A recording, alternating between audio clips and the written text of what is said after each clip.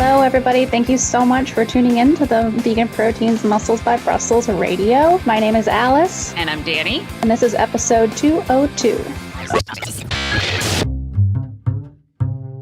Well, welcome back, everybody. Hope everyone's new year is off to a great start. I know this is coming out towards the end of January, but it's actually January 2nd as we are recording this. And both myself and 𝐬𝐿𝐫𝐿 and Alice are gearing up to head down to Orlando for the Run Disney Marathon. Although we're heading down a few days before you. What day are you leaving? Oh, I wanted to ask you about that. I was thinking about leaving Tuesday, but if I need to be there Monday to help get set up on Tuesday, you just let me know. I think Tuesday's fine. I'm pretty sure. I'll double check that afterwards because this is a weird show. Usually shows are Saturday, Sunday, or sometimes Friday, Saturday, Sunday. But this one is Wednesday, Thursday, Friday, Saturday, or something. I don't know. It's weird days, weird hours, all weird. And we've never done a show in Disney before. So are you excited? And the hours were different each day. I was folding up the schedule and I actually ended up taking a picture because I said to myself, I'm never going to remember this. Yep. I wrote it down and I've had to look back like a million times at it. I still don't remember it. Yeah. I'm super excited. I love driving because it's like the only time I really let my brain just kind of zone out, and looking forward to that, and can't wait to see you guys, and be interesting being at Disney with the Vegan Strong booth. Yeah, we'll see. We'll see how it goes. This will be our, I guess, fourth race. We did Boulder once, Peachtree Road Race. We just did the marathon in New York City, and now the marathon in Disney. We'll see how it goes. It's kind of out of the wheelhouse for everybody on our team because none of us are marathon runners or really runners, period. But they could still learn about how to build muscle on a plant-based diet, damn it. So absolutely. And besides, we had practice last year with Mr. Olympia being in Florida, remember? Yes, and I like Orlando. I like Orlando a fair bit, although that awesome restaurant that I'm forgetting what it's called now, but they closed. Like, they closed forever. They were one of the oldest vegan restaurants around. Man, it's really bumming me out. I can't remember the name of it, but they closed. So we got to find somewhere else to eat. I have a couple of ideas. Okay. New Year's is always boring for me. I don't do anything because I can't stay up past about 9 or 10 o'clock. But it's okay. I like the idea of New Year's. I like the fresh start. I like the encouragement to set goals. Clients get really excited, so I'm all about it. Yeah, I like New Year's a lot too. I actually had no reason to stay up till midnight this year because we didn't do anything and 𝐬𝐿𝐫𝐿 was asleep by like 9. But then I thought about it. I was like, I don't think I've ever fallen asleep before midnight on New Year's, so I guess I'm not going to start today. So I just stayed up until 12:05, wished everybody Happy New Year, and then went to bed. Nice. So we have I think it's an interesting topic. I hope you guys think it's an interesting topic. This is something we've kind of touched upon a few times in other podcasts, how there's really two types of clients, or even two types of athletes, if you want to think about it like that, because we're not clients, but I think you or I would fall into one of these categories. And that is that there are pushers and there are slackers. And that sounds like there are good ones and there are bad ones, but that's not what I mean by that. It's just like, I feel like I could take almost all of my clients and myself and kind of divvy them up into those camps. And I think it's really interesting to consider which one of those you are and then what to do about it. So first of all, have you had the same experience? Absolutely. And yeah, I don't want it to sound like the pushers are the good clients and the slackers are the bad clients, because the pushers, think about how, you could be a pusher and that's a bad thing.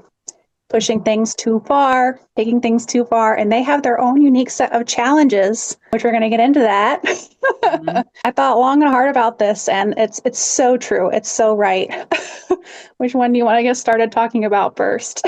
Well, first, I think we should just kind of define what it is we're talking about. You kind of just started to right there. The pushers are those people that it's like, I always joke, if I told these people to walk off a cliff, they'd get in a line immediately. They would just immediately be like, how can I suffer more for this goal? Yeah. And in one, they could, if you're a lazy ass coach, they could be a very easy group of people to coach.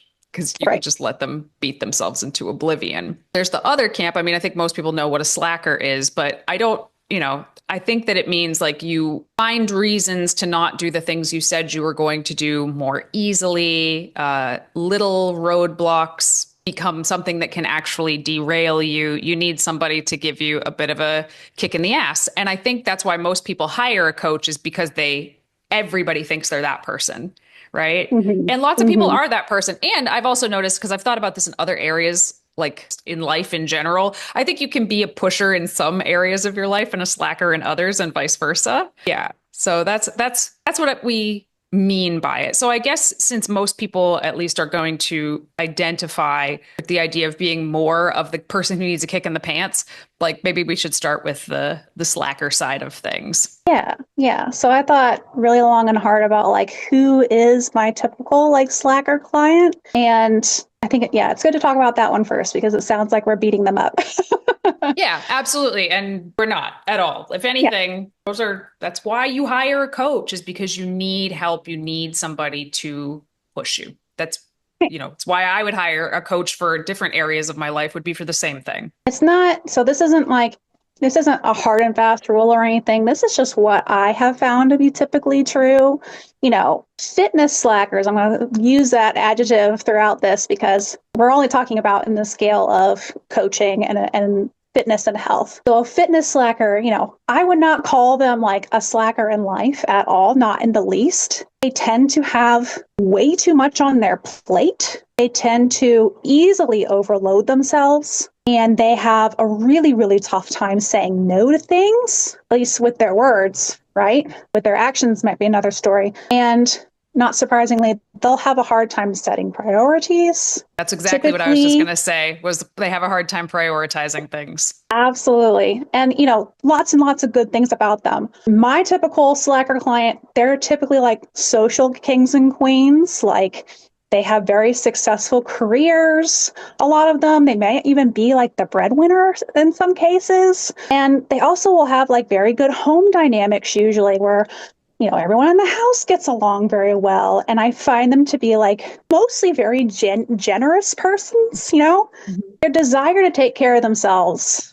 really like comes and goes though. And they tend to be like kind of maybe mostly motivated by like extrinsic things, like other people's opinions. They know that they should take care of their health, but most of the time they'd rather take care of someone else. Yes, that's it right there. Like, I feel like their desire to take care of themselves is usually pretty high. Their ability to do so comes and goes. And I think that's why they're so frustrated so often, is because what they want and what their actions are like incongruent, and it's frustrating to them. And that's exactly it, that a lot of times they will prioritize others' thoughts, feelings, opinions, needs above their own. And it's almost like they can justify it. Like they can come up with reasons why. And they're not bad reasons or anything.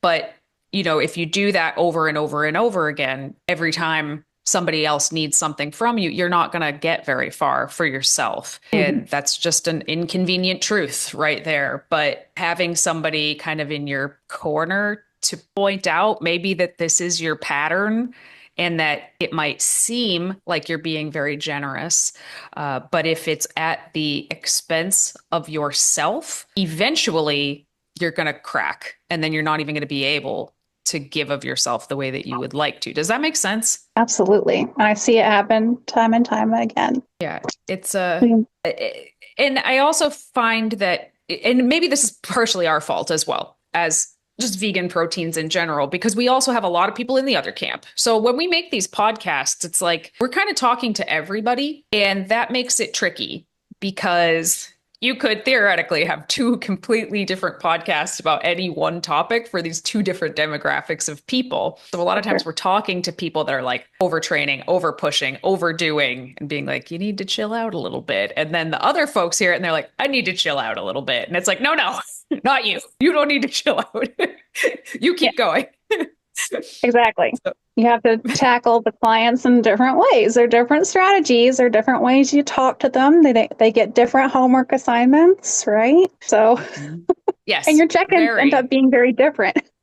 Yeah, and a lot of, I find even myself, sometimes I'm coaching a particular type of person and I'm giving them advice that is advice. It's the opposite advice of what I personally need. And also I feel like I've gone through seasons in my life where I've been both of these people in fitness, in nutrition, in all of those things. I have been both of them. But like, if, I could be telling somebody else, like, you need to, don't stress so much, don't do this so much. But for myself, even in that moment, I might know, like, Danny, you need a kick in the pants. You need to stop coming up with excuses to not get to the gym because it's cold outside and you're warm and comfortable on the couch. Like, get up and go. So, I feel like it's not a bad thing to recognize these traits in yourself Right. because, like we just said, like, everyone's going to fall into one of these camps at some point or another. So what do you do with that when you recognize, like, oh, I think that's me right now? Yeah. I love that you said that you've fallen into both of the camps at one point in time. I would agree with that for myself. Of course, like historically been more on the fitness pusher side, but yeah, when you have a lot going on in your home life, family life, then the slacker traits tend to like become more dominant and you start to take on that mindset more and you think, oh, who am I? What just happened? Yes. I don't put those kinds of priorities aside for someone else. What? Yes.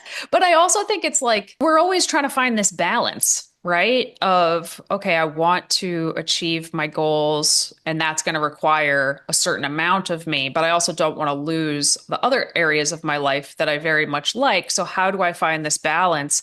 And I also think, a lot like prep, actually, where in prep, like by definition, you will not make it to the end if you are not pushing, like probably Right. harder than a sane person should. And then there's this like yo-yo period at the end where it's like the slingshot goes in the other direction for a while. I feel like whether you're a pusher or a slacker, if you're trying to find that balance in the middle, there's probably going to be a bit of a period where you overcorrect. Absolutely.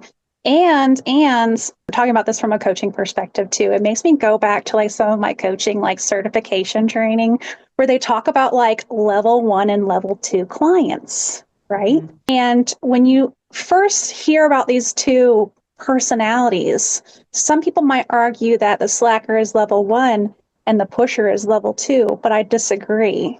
I think they're both level 1. And in order for them to become a level 2 client, they need to be able to find that balance and take on both when they need them. So, pushers, you are not ahead of the game.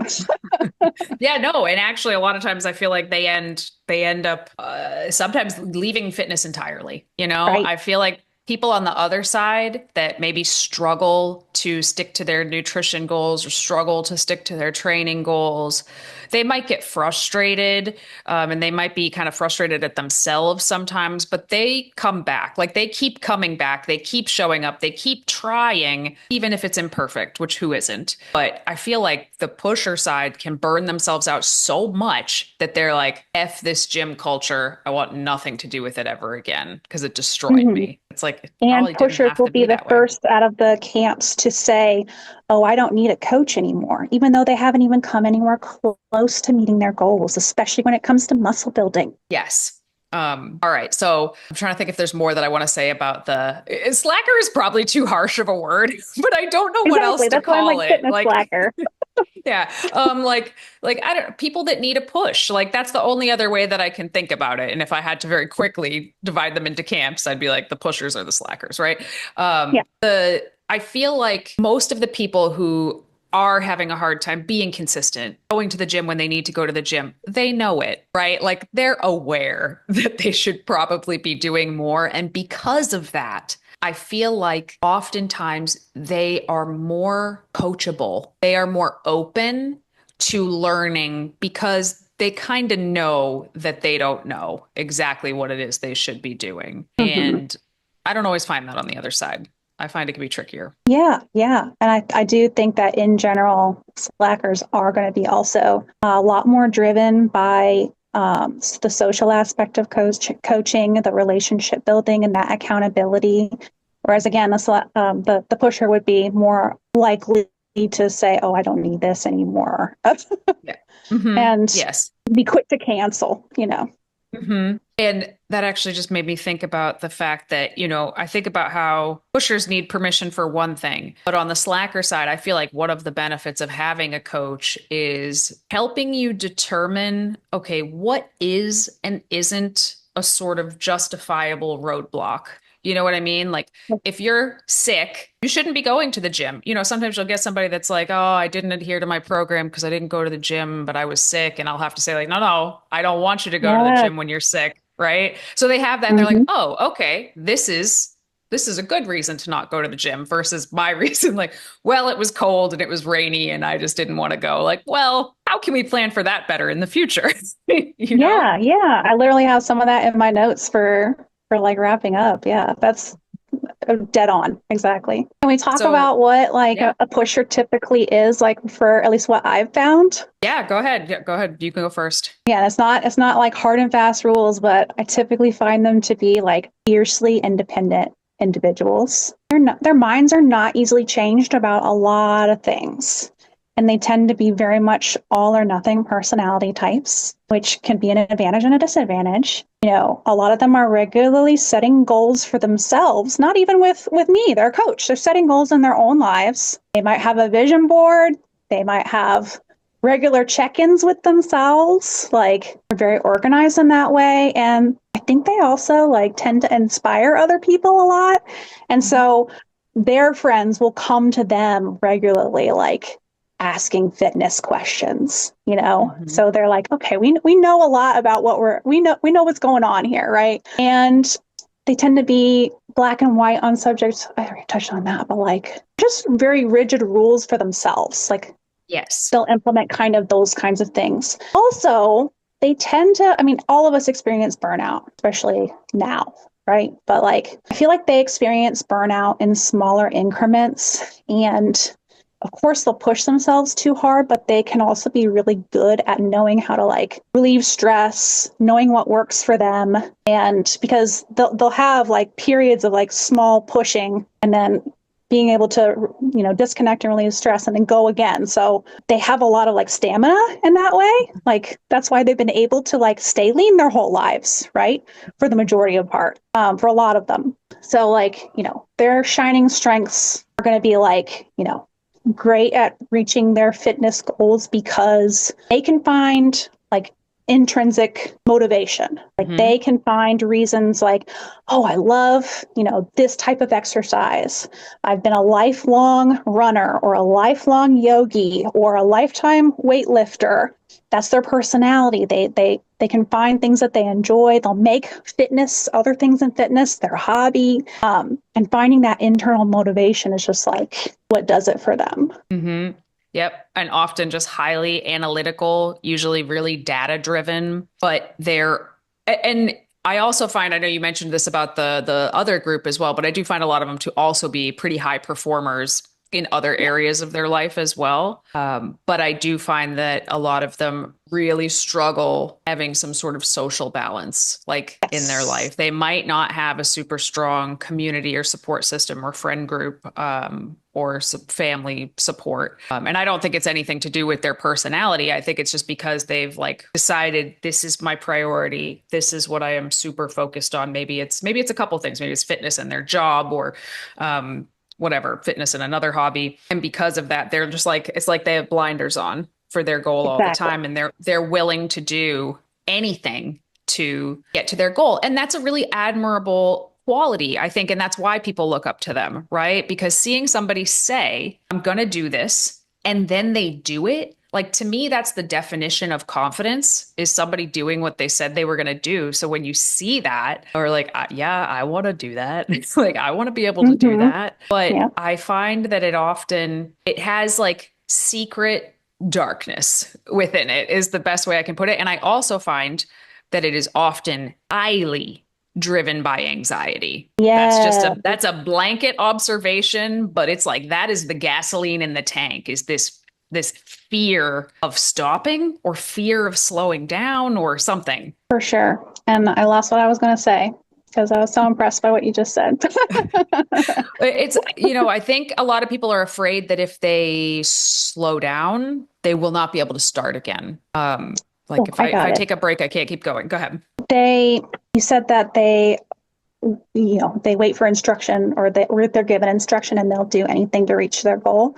I would disagree with that. They'll do Mm, anything to reach their goal when it comes to weight loss. Other yes. things, no, they will not. Yes, that's a good point. They'll do, I should preface that with they'll do anything to reach their goal that they think they should be doing. Does That that make they think sense? they should be doing. Yes, Yes. because they're, like I said, very analytical, very data driven. A lot of these folks have already done a lot of their own research. Like they listen to the podcast, they read the articles, they look at the studies, they know the stuff, they know it. Hmm. But that doesn't always mean that they know how to implement it very well. And this is why coaches have coaches, right? Yes. Like even the top tier coaches that you can think of in the world often have coaches because we are not good at setting these plans out for ourselves. And Hmm. most people are not an exception to that. Right. Right. So what do we do about it? So, where the pushers can definitely benefit from having a coach is the permission that they need, and not just permission, but encouragement to pull back. A lot of times they are training way more than is ideal for them to reach their goals. They're often, not always, but often not eating enough, like by a lot. And usually by the time they get to us, to me or you, like they've been doing this for years Hmm. and they've finally thrown their hands up in the air and been like, well, this isn't working. So I need help because I've been doing this for years and I'm not changing. I'm not getting the results I should be getting for how hard I'm working. Hmm. But still, there's that mental when they're finally at our door and we're like, okay, I see what you're doing. Here's probably what we should be doing. It's like their brain goes, nope, nope, nope, I'm not doing that. Like that sounds scary. Exactly. Doing less will not help me, even if it will. So, in a lot of ways, they're actually, because they're Yeah. expecting us to tell them to do more. We're Right. telling them to do Exactly. less or eat more or take more rest days or you need a deload. Or like if they Hmm. come to us saying like, oh, I had to miss a day, or they come to us and they're like, I was really sick on Wednesday, but I still make it to the gym. We're like, why would you do that? Why did you Exactly. think? Don't Exactly. do that. And they're expecting us to like give them 40 lashes if they do one thing wrong, when really that one thing, quote unquote, wrong may actually have been a really good thing for them specifically. They get hurt a lot. They get burnt out. They, sometimes they are literally stopped dead in their track by injuries caused by pushing too hard for too long. I mean, anybody can get hurt doing anything, but particularly overuse injuries. Um, Hmm. Overtraining, yeah. I have a lot of similar things in my notes. Like I feel like for pushers, you are most likely going to be skating along the lines of taking things a bit too far. And sometimes you might even ask yourself, like, is this disordered? Right? You might be risking, physical health and mental health things, not just necessarily like, cutting the deficit too low or, it can be like you mentioned with the anxiety when we hyper focus and hyper obsess on these things, it's feeding into that cycle of anxiety. You're likely going to just continue sort of adding on more and more restrictions and rules when it comes to your food, your schedule. You might be adding new fitness hobbies just so that you can make sure that you are working out every single day of the week. yep. Yep. That's a thing. But in reality, pushers are going to have just as hard of a time reaching certain goals, especially when it comes to, I have a lot of women coming to me who are trying to build muscle. Mhm. And, at some point in their lives, but the fitness pushers, they swore to themselves something like, I'm going to be thin forever, or I'm going to be this size dress forever, something like that. And this ends up leading to self-sabotage when they're trying to make real significant changes to their physique. Mhm. So if you're a pusher, my biggest challenge to you would be to step out of first your food comfort zone. I think that's probably the hardest. This could mean buying some kind of snack or some kind of convenience food that you have previously deemed off limits, not allowed in your life, not allowed in your house, any of that. And I want you to schedule a time to allow yourself to have them. It could be, that's a great one. It's a scary, right? That's been a homework assignment for several of my clients. Like, oh, you don't have peanut butter in your house? Please go buy a jar because we are going to work on that. Exactly. And you can start out just like you could say, all right, I'm going to have, this Trader Joe's vegan pre-made taco or burrito, right? I can have that on my weekends between 6 and 7 o'clock, and it's a plan, right? You could say, oh, I get to have this after my toughest gym day of the whole week. For me, that's going to usually be Mondays, my big leg day, right? I know that you're going to be thinking, pusher, you're going to be listening to this and you're going to be thinking this is bad advice because these foods are bad for you. Yeah. Mm-hmm. But here's the thing. I think you're forgetting about your mental health. And when I talk about your mental health, I talk about your mental health when it comes to your relationship with food. And establishing these unnecessary food fears. Yes. I mean, no one's arguing that like a salad isn't better for you than French fries. Like, obviously, duh, right? But living in a constant state of fear and anxiety around certain foods, because guess what? You will be in a room with French fries again before you die. How are you going to handle that situation? If you're sitting there white knuckling every second at the table, like forcing yourself to not eat a French fry, is that better for you? I don't actually think it is. I mean, the studies on stress are conclusive. That shit is terrible for you. So trying to find a way to be able to be around these foods, enjoy certain things in moderation, not be thinking about them for the rest of the day, because that's another thing. A lot of people will not have these foods, right? And then mentally obsess over them for the next 48 hours because they can't stop thinking about it. And it's like, that's not healthy at all. Exactly. It's really, really hard. And man, there's so much I could say about this. Another thing would be to practice having an actual rest day. And a rest day doesn't mean you go out and get 20,000 steps just because you're not in the gym. It's like an actual rest day. Like, just chill. I mean, if you want to sit on the floor and stretch for 20 minutes in front of your TV, whatever, but like, take an actual rest day, and it might fill you with dread and panic to do so. And if it does, that's all the bigger sign that you need to learn how to take a rest day. Sure. Like, it's uncomfortable. And I think the two demographics of people, it's really hard to put them in the other one's shoes. So what is uncomfortable to a pusher is going to be the comfort zone of the slacker, and vice versa. So I think it's really important for both of them to get out of their comfort zones. But their comfort zones are complete opposite places. Exactly. Discomfort is where the pusher is comfortable. They like the suffering. There's a part of them that is drawn to this feeling of deprivation and discipline and almost like a military kind of vibe. Whereas that sounds terrible to the other people. Like, they just want to be healthy and look good, and they recognize it's probably going to require a little suffering to get there. But they're not like looking forward to it, Right. Right. But before I get into my second, before I go on to my second recommendation, and go too far away from that subject, I just wanted to end with from my first tip, having a treat here and there, even a processed one, is not going to hurt your health. In fact, as a coach, I can tell you that learning to have these treats in moderation is actually going to make you more successful in reaching your fitness goals. Didn't want to get too far away from that. I think a lot of people misinterpret the way when we say this. I don't think people are fully grasping what it is that we're saying. I think a lot of people hear us and they say, I can have a cookie and reach my goals in spite of the cookie. And what we are saying is you can have a cookie and reach your goals because of the cookie. Because of it, because of incorporating it, not in spite of. I feel that way about a lot of foods. People are like, mock meats are a great substitute for people that are just going vegan. And I'm like, ugh, no, they're just, depending on what they are, they can just be great, period. We can end the sentence right there. But I know that pisses a lot of people off. So it does. Second recommendation for pushers. And you sort of already went here I'm going to talk about like pushers and their workout program, right? If you're a pusher, I want you to sit down and make a couple of checklists for yourself. When is it okay for you to miss a workout? When is it okay for you to eat something off plan?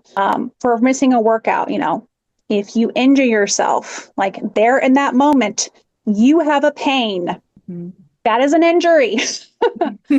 That is your permission to stop and your workout's done. Okay. You need to take care of yourself first. And then building on that, if you've had a recent injury, right? And it's only been a couple days, or it's only even been 1 week, or really just you've had a previous injury, and the pain is greater than like a 5 or 6 out of 10. Or maybe this has just been going on too long. Now it's time for you to go see the doctor, not be in the gym. Yeah. Okay. Also, like you mentioned, when you're sick, right? And there's different levels of being sick. Of course, sometimes people can work out when they're sick and be okay. But like, if you're feeling dizzy, if you're feeling nauseated, or if you're struggling to breathe from like coughing and sneezing, like these are the times that's your pass. Yep. Self-care should be first above the gym. And for when you're on your eating plan, okay, your checklist for when it's okay to go off plan. Holidays, vacation. Now, I have had clients who literally make a thing about vacationing every other month. That's too much. Yes. But when you have like, a vacation once or twice a year, this is your time to enjoy your vacation and not eat on plan, right? And sometimes not work out also. And like exactly. Good point. Yeah. If you have a reason to celebrate, whether that be maybe you got a new job, maybe you got a promotion at work, or just a win at work. Maybe you bought a new house, or just when someone, as long as they don't do this often, someone out of the blue makes you something special, right? Something nostalgic, or, oh, I'm just trying to make you this cool vegan dessert. This is the time when it's like, take a step back and enjoy the moment and enjoy the food and it's going to bring more balance into your life. Yeah. And this is also a great shout out to flexible dieting, which makes a lot of these things easy to kind of have the best of both. For my pushers, I know you're sitting at home obsessing over the fact that you can't accurately track all of this stuff. That's okay. If you're going to track on a day where you're eating kind of weird food, power to you, especially if you and your coach have decided that's an okay thing and that makes sense for you, but you're going to have to make peace with the fact that it's going to be an estimate, and that's okay. Yeah.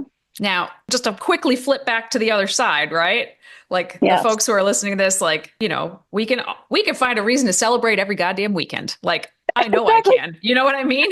Like, if that's you, that's not what we're talking about. Like, track your food. Get as close to track, like, accurately as you can. Pick and choose what you're going to say yes to, who you're going to say yes to. Maybe you do go out to a restaurant pretty frequently, but you have certain orders that you're going to get, that they're in line with your goals. Like, see, this is why we could literally have 2 podcasts for almost every topic we talk about, because there's different types of people. And that's why I think it's so important for you listeners to figure out which one you are. And you might hear a couple bits and pieces from both sides and be like, I guess I'm a little of this and a little of that. Well, you may very well be trying to find that journey to balance that we were talking about before. But I think most of us have a natural tendency, and just recognizing where that is, it's going to help you decipher our podcasts and videos and stuff, I think, a little bit better. I was just thinking of something that's actually really, really tricky about both sides once they start. Oh, before I get into that, really, really quick, for the pusher folks, you don't get bonus points for doing more than your workout calls for. Exactly. A lot of people think they're going to get a gold star for doing their workout and then some. And not only do you not get a gold star, that is a, what is it, demarcation? Like we're removing points. Okay. Like you lose points for doing extra. Just want to let you guys know that. But okay, if you have the pushers and the slackers, and we have created programs that are ideal for each of them, here is the drawbacks, right? The folks that need to be pushed often they are going to start to see results with their eyeballs, right? They're going to see the fruits of their labor of following the plan, usually within a few weeks. They're going to start to notice physical changes, mental changes, scale changes, measurement changes. For the pushers, not only will it probably take longer for them to be able to see changes with their eyes, they might actually move in a direction they're not happy with at first, which makes it even harder for them to trust that doing less or holding back is actually the right thing for them to do. So I think that actually those pushers, they are the ones that need to take a bigger leap of faith and really try to trust the process, because they may have evidence in front of their eyes that this is not working at first. And everything inside of them is telling them to stop and quit and just do what you were doing before, because it might not have been perfect, but at least it wasn't this. So that's really tricky. Yes. Those are big conversations. Because Can I move to the slacker recommendations I got here? sure, yeah. I think number one thing beyond the obvious stuff is you're going to have to start living a more atypical lifestyle to reach your goals. You're going to have to eat differently from the rest of your family most of the time. Now, there are a lot of slacker personality types that you guys are like powerful personality types. You know, you're such a generous person. You help people so much that a lot of you, I have found, have the power to literally like make the rest of your household eat similarly to you. And I'm talking about whether this is like turning your whole household vegan or having your whole vegan household eat healthier. You guys, a lot of you have this power, and it blows me away, right? And if maybe you have some of this power, right? Maybe let's just think about, when is the time when you guys like eat the same foods? Typically, it's going to be dinner time when you sit down at the table together.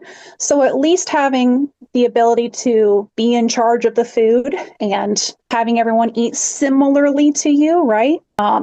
Now, if you don't have these powers, then there's going to be a point where there's going to be a lot of points where you have to eat differently from everyone else. And sometimes it's going to feel isolating, but right. That's the trade-off, right? And it's the reality that I feel like so many of my slacker type clients can't accept. Right.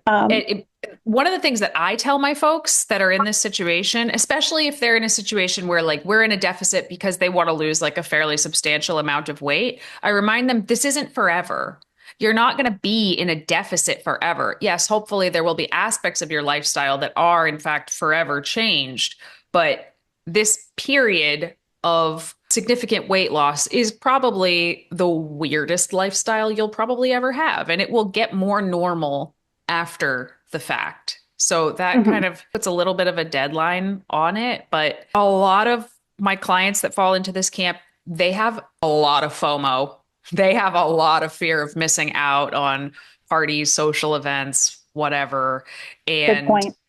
and you know, guess sometimes you're going to miss out. Like that's really what it comes down to. Now, you don't have to be bodybuilder, stoic, go full monk mode like Ben did at the end of his prep. But you can't say yes to everything and still move forward. You have to say no to some things. And it sucks. But does it? Does it suck? Does it suck if you say no to a night out at a bar, but you're moving forward towards your goals and feeling better and feeling healthier and feeling more confident? You don't know yet, because you're not there yet. And so I don't want to act like it needs to be all rigidity with the slackers, right?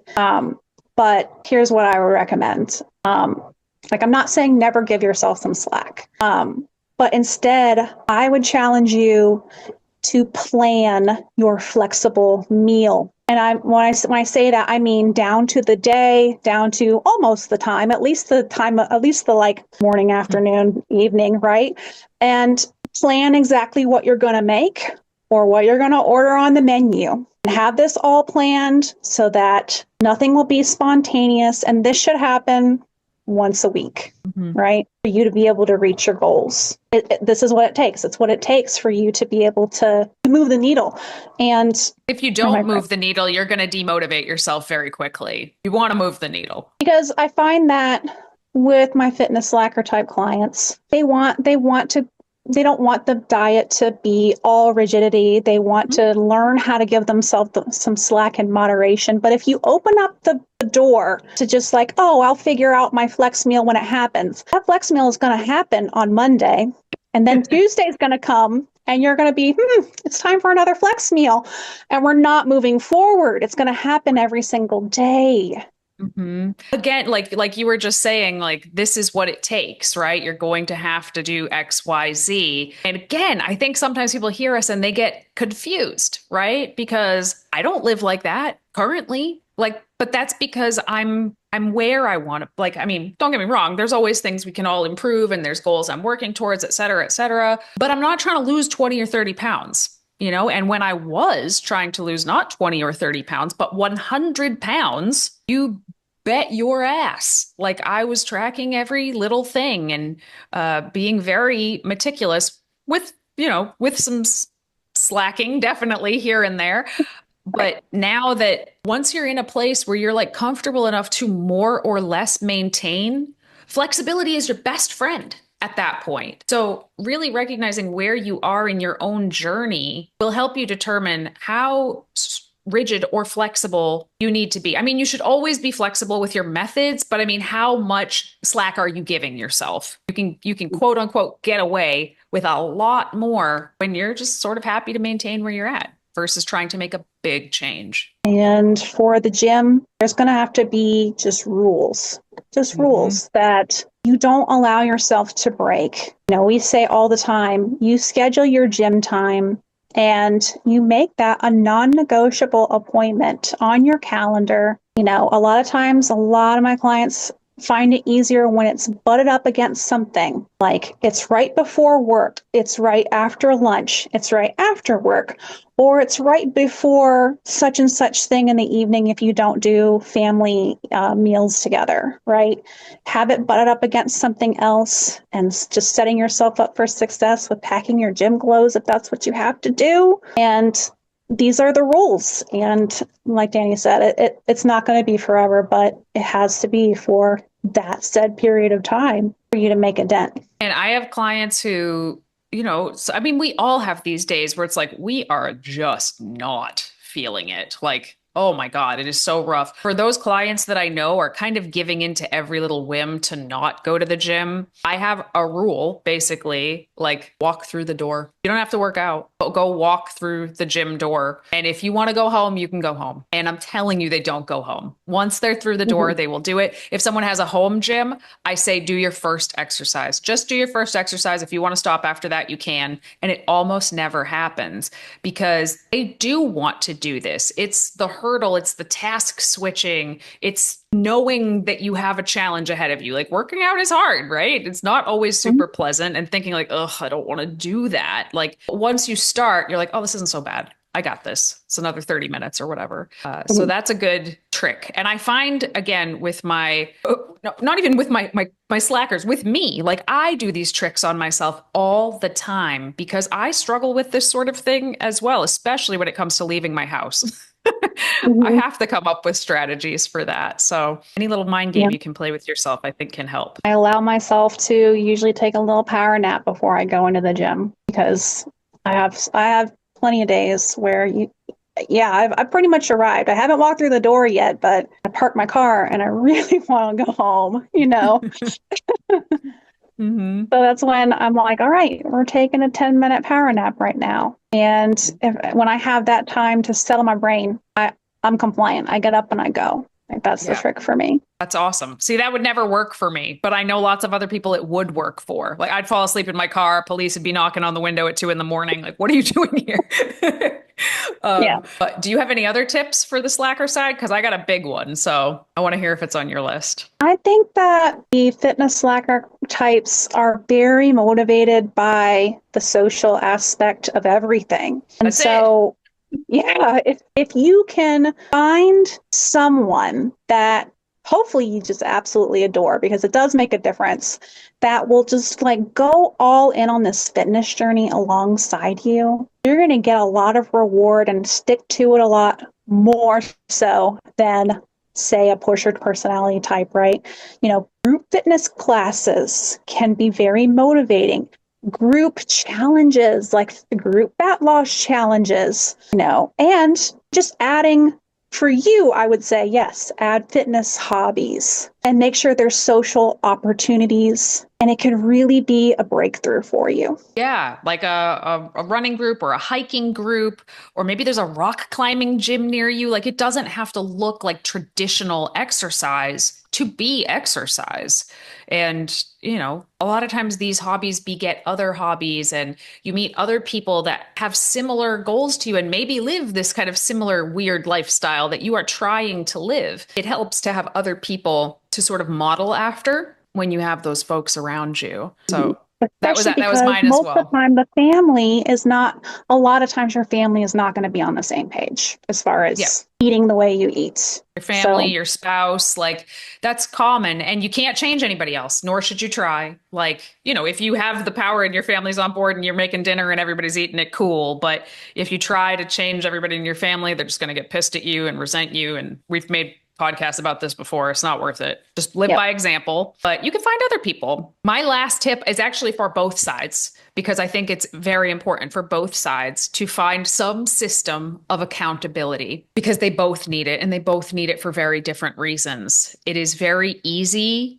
to, miss the gym for a day, and then you look up and it's like 3 weeks later and you haven't worked out at all. Just like it's very easy to be like, oh, well, I'm just going to cut my calories a little bit because I feel a little bloated today. And then it's been, 2 weeks and you've undereaten again. And now you're like, running 50 miles a week and adding extra sets. And it's like, you both need permission and suggestion for different things. And obviously coaching is like a no-brainer, but I understand that's not in the cards for everybody. Find somebody and tell them what you need. Because if you're a pusher and you say to somebody, hey, I need somebody to hold me accountable for my fitness goals, and they are not a coach and they don't understand this stuff, they're going to be like, yeah, good job. Great job dieting. Like, but what you need is somebody to be like, hey, you seem very stressed out. Like, how are your joints feeling? Maybe eat more. Versus like the other side, you need that friend to text you and be like, hey, you said you were going to go to the gym today. Did you go? You have to know what you need, and then you have to ask for that thing. And the cool thing about a coach is you don't necessarily have to know what you need, because it's their job to figure it out.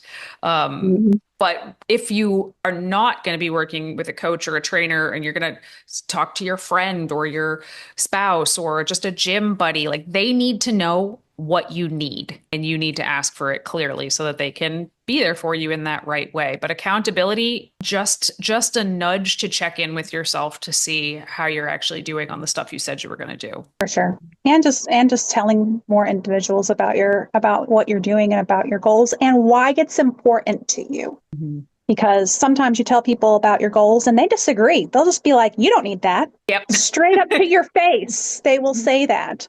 But if you express to them why you have these goals, it's going to completely change the narrative. And the more people you tell, the more you're going to follow the plan and trust the process. Yeah, that is true. People will definitely try to dissuade you. And on both sides, like it could be something that you think is very obvious to get you healthier or fitter. And they'll be like, you're fine the way you are. And it's like a very sweet sentiment, right? Like, right. It is a sweet sentiment. You're perfect. You don't need to change. It's a sweet sentiment, but sometimes it kind of misses the point.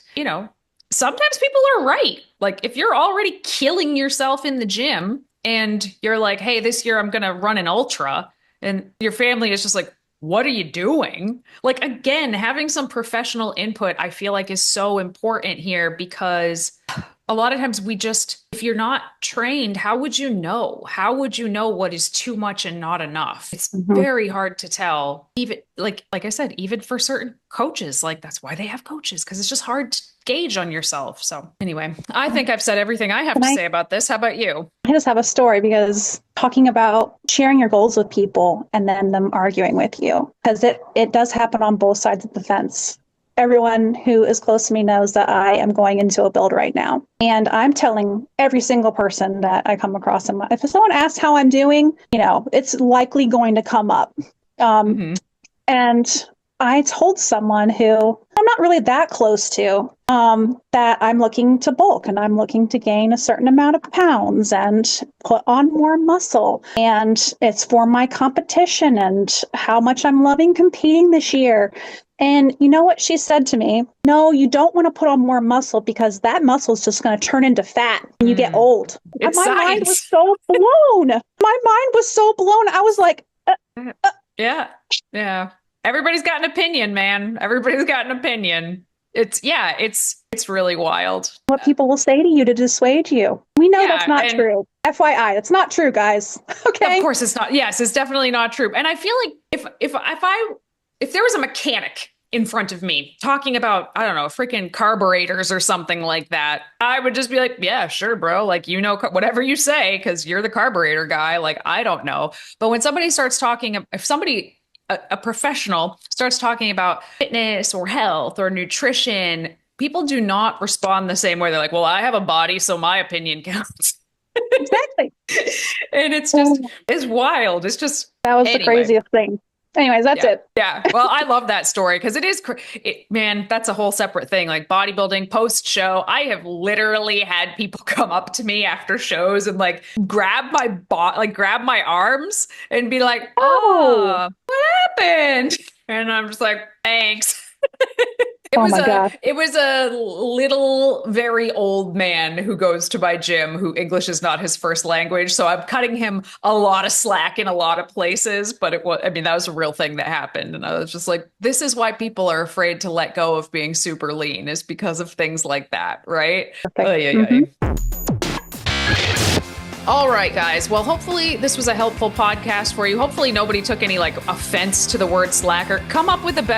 Tell me a better word, right? Like there's no offense meant here because I've been that slacker many times in many areas. But if you're interested in any kind of one-on-one coaching, that is what we do. That's what we've been doing at Vegan Protein since 2008. So go ahead and in the show notes, there's an application, fill it out. One of us will respond to you. If you're not already subscribed to us on YouTube, please go ahead and do so. And if you have any questions, just shoot us an email, coach@veganproteins.com, and one of us will send you a video message back. Thank you so much for tuning in. Once again, my name is Danny. I'm Alice. And we will talk to you soon.